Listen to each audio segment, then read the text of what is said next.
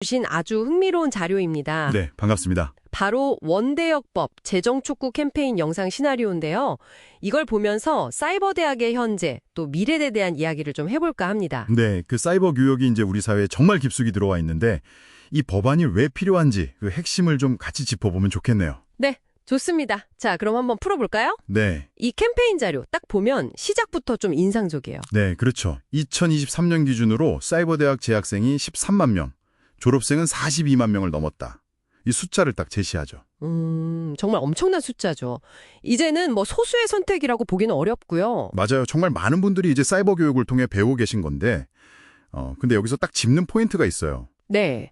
이렇게 규모는 커졌는데 이 사이버 대학들을 대표하는 한국원격대학협의회, 그러니까 줄여서 원대협이죠. 네, 원대업. 여기가 아직 법적 형태가 사단법인이라는 거예요. 바로 그 법적 지위. 이게 이제 이 시나리오의 핵심 쟁점인 거죠. 여기서 이제 중요한 차이가 딱 드러나는데요. 이 자료를 보면 그 일반 대학들 협의체 있잖아요.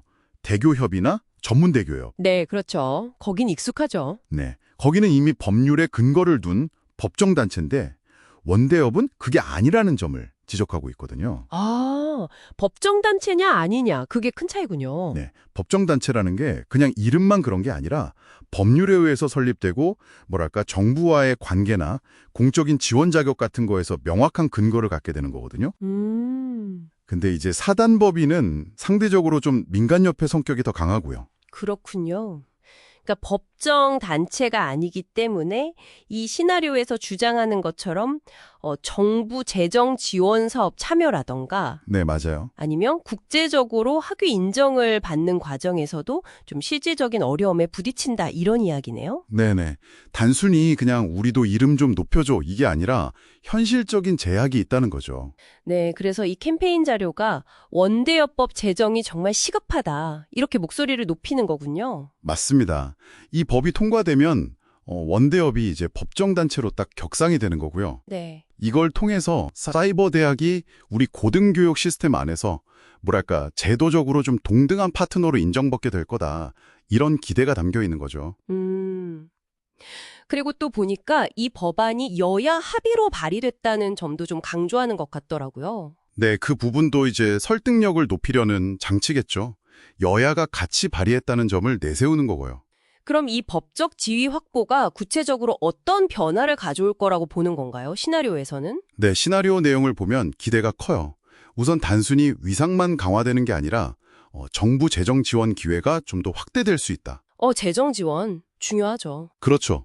그럼 이제 그게 교육의 질적 혁신으로 이어질 수 있다는 기대가 있고요. 또 하나는 이른바 K-원격 교육. K-원격 교육? 네, 이걸로 해외 시장에 진출하는 발판이 될 수도 있다. 이렇게 전망하더라고요. 그러니까 국내에서의 법적 안정성이 국제 경쟁력으로까지 이어진다. 이런 시각이네요. 네, 좀 큰 그림에서 보면 그런 연결을 강조하는 거죠. 국내에서 제대로 인정을 받아야 해외에서도 신뢰도가 높아질 수 있다. 이런 논리고요. 하긴 그렇겠네요. 네, 뭐 교육 콘텐츠를 수출한다거나 해외 학생들을 유치한다거나 이런 구체적인 목표를 달성하는데 이 법안이 되게 중요한 디딤돌이 될 수 있다. 이런 주장입니다. 시나리오 마지막 부분에는 이제 구체적인 행동을 촉구하는 내용도 있더라고요. 온라인 서명운동 참여나 홈페이지 방문을 유도하고요. 네, 그렇죠. 그 구호가 인상 깊었어요. 함께하면 바뀝니다. 원대여법 제정. 지금이 그때입니다. 여기서 좀 절실함이 느껴지더라고요. 네, 맞아요. 그만큼 이게 중요하다고 생각하는 거겠죠. 여러분은 이 이야기 들으시면서 어떤 점이 가장 중요하게 와닿으시나요? 정리를 좀 해보면요. 이 캠페인 시나리오는 결국 사이버 교육이 엄청나게 성장했는데 네, 숫자가 말해주죠. 그렇죠. 근데 그 대표 기구인 원대협이 법적 지위가 아직 미비해서 겪는 어떤 한계, 어려움들 이걸 알리고 원대협법 제정을 통해서 이건 좀 해결해야 한다. 이런 강력한 메시지를 담고 있는 거죠. 네, 단순히 그냥 지위를 높이자 이걸 넘어서는 거네요. 그렇죠.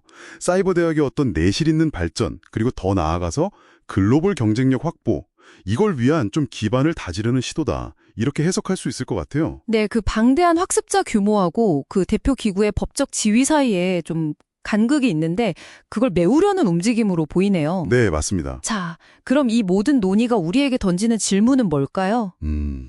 마지막으로 이런 질문을 한번 던져볼 수 있을 것 같습니다. 네. 지금 전 세계적으로 온라인 고등교육의 주요성이 점점 커지고 있잖아요. 그렇죠. 팬데믹 이후로 더 그렇죠. 네, 이런 상황에서 한국 내 사이버 대학 협의체, 이 원대협의 법적 지위를 격상하는 것이 과연 K-원격 교육이라는 브랜드의 국제적인 신뢰도나 경쟁력을 강화하는데 구체적으로 어떤 파급 효과를 가져올 수 있을까?